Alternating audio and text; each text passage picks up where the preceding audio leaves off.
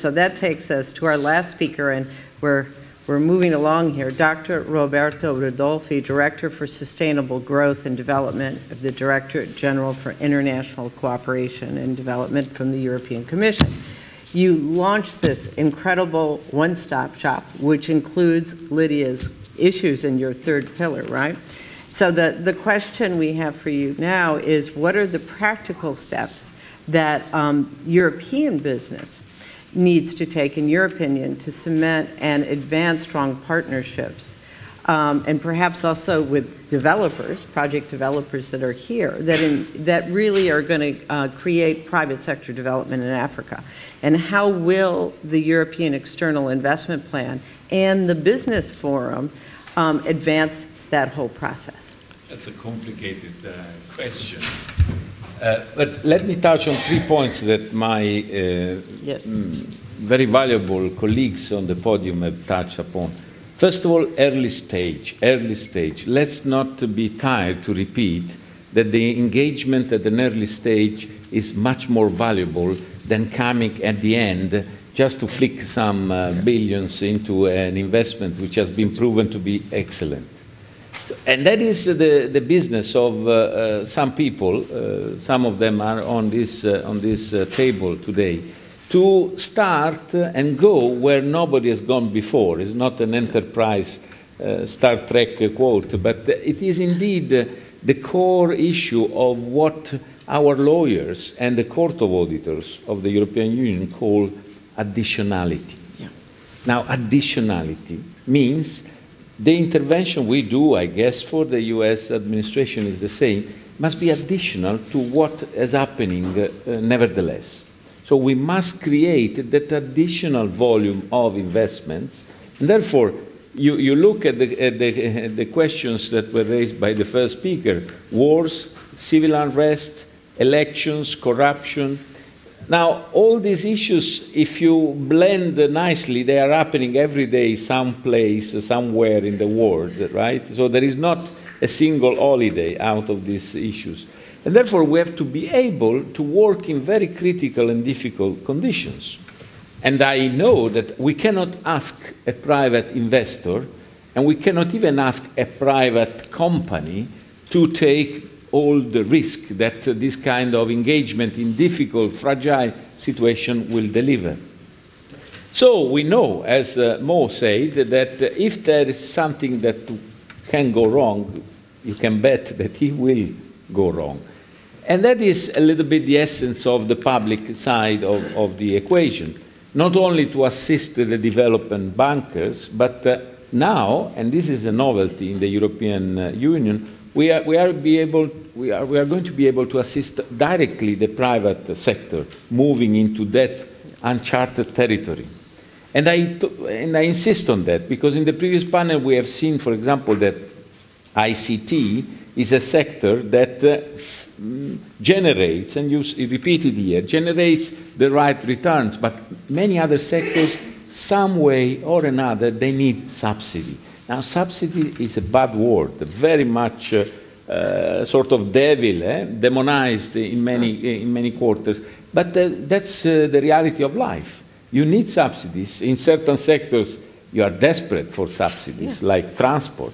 In energy, I think we are able to minimize the impact.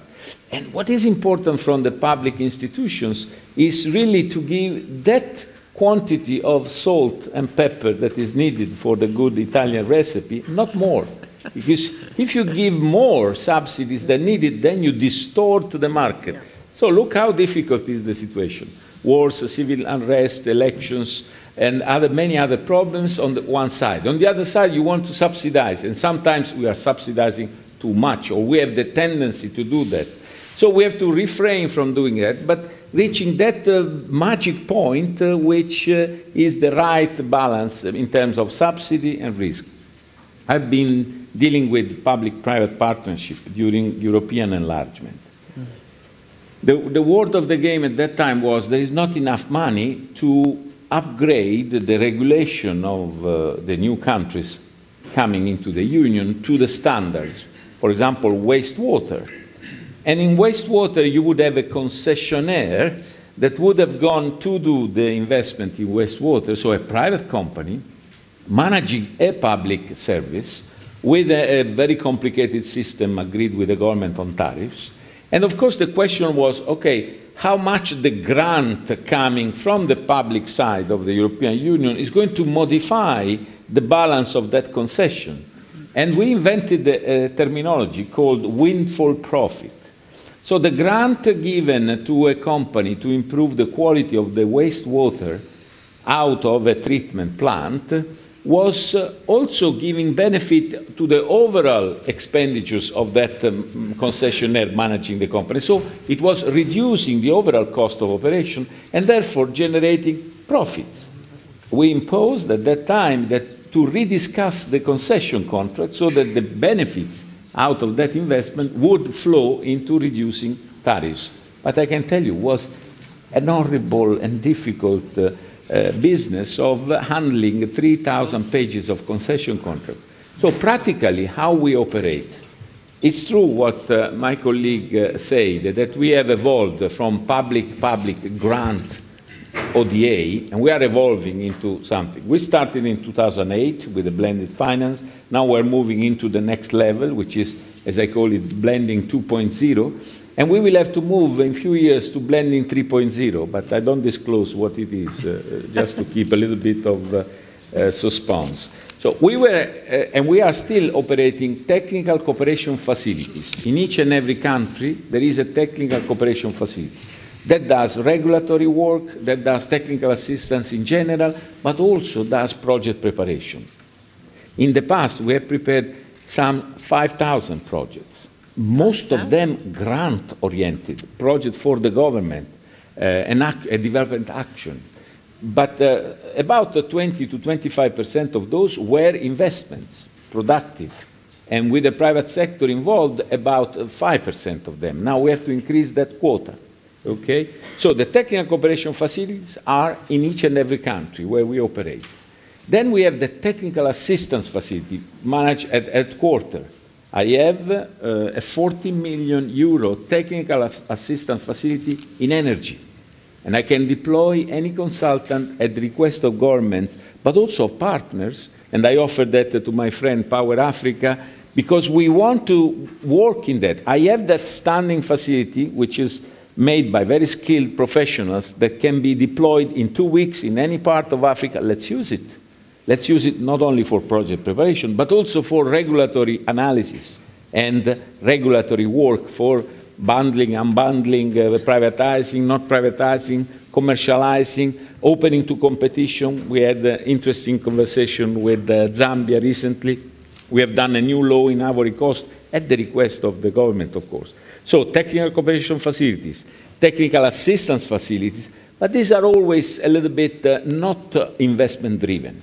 Then we have in the blended finance what I call the technical assistance which is given to the project promoter in order for the project promoter to develop its own line of pipeline. And that is, I think, the most efficient from the value of money point of view. EIB comes to the European Commission and says, we have the intention to invest 600 million in that power plant or in that road. But we need to have the studies, the feasibilities, economical, environmental, and that costs a lot of money. We say, okay, here we go. Why? Because there is a sort of vertical integration. We know that if the study is positive, then you will proceed to trigger the big money. So the investment in the project investment preparation is driven by the intention to do the investment, not by n'importe quoi, we say in French, that will create a number of studies that will sleep in the drawers of somebody and will never find the light of the day. So that has been crucial and is continuing to be important. Now we have to shift also to the private sector. We have done a small experiment with Electrify, also together with Power Africa, where we do a vertical integration within a sector. And we say, okay, you private guy, John, you want to do an investment of 2 million somewhere, okay, your proposal is good, but it's not yet bankable enough. You need a push, a boost. Okay, here we go, 50,000, 100,000. And you yourself, you will select the competencies, the skills, and the experts to do that boost to yourself. So it's much more company-oriented rather than project-oriented. When we are talking of looking at the CVs of the people in funds or indeed in companies, that's what we talk about. We talk about the solidity. I am investing in John and Mary and not in that project. And that is far more powerful than driven by projects, is being driven by actors, by the actors of development. And that is where now the external investment plan will play a big role, because this guarantee will be given to Carmelo, who intends to invest 100 million for a factory, and that investment will include the preparation for it, and the guarantee will cover the risk so that the investment becomes additional, taking us to those countries and situations where at the moment no private sector will go. Then there is the last point, sorry. The last point is development bankers, you must try and start packaging your assets in a big package and sell to the pension funds so that you free up your balance sheet. And when you free you up the balance sheet, then you find the grants or the convertible grants from the European Commission and the US administration to do the project preparation. But then at a certain point, we have to go to grasp the trillions that today are sitting without producing anything. There are at the moment $8.3 trillion fetching negative interest rates. The president of the World Bank was repeating that so many times that it came to my mind. It will never go down. And I think the point is that we have to get that money down to work for us and for development. Thank you. Okay. Doing business in Africa. You can't afford to be without Africa Investor.